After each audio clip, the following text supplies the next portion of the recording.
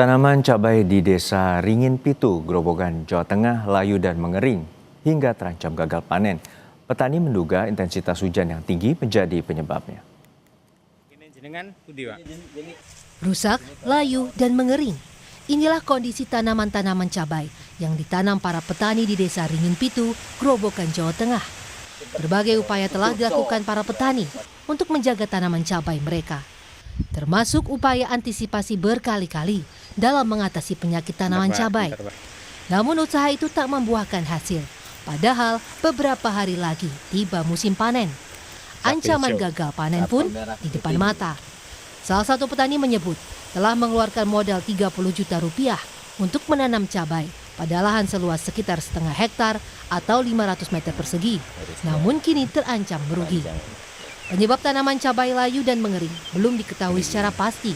Namun, para petani menduga cuaca buruk dengan intensitas hujan tinggi menjadi penyebabnya.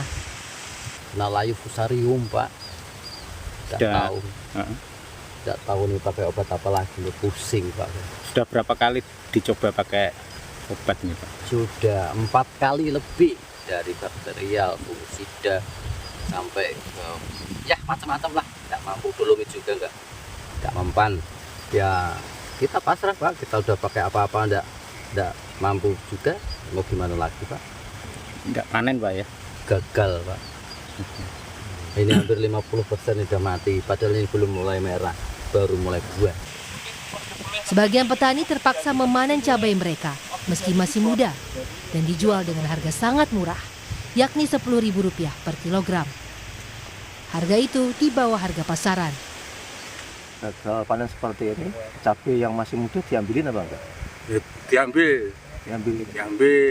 Ini nah hijau ngoten niku harganya murah, Pak. Berapa kilonya, Pak? Ya 10.000 nih, Bu. 10.000. Iya. Padahal kalau normal berapa? Ya 20, 30. Rusak, Pak. Rusak sedanten iki. Ada berapa hektar, Pak, kira-kira? Wah, ya Banyak. banyak, Pak. Puluhan hektar lewat, Pak, nak dihitung mereka.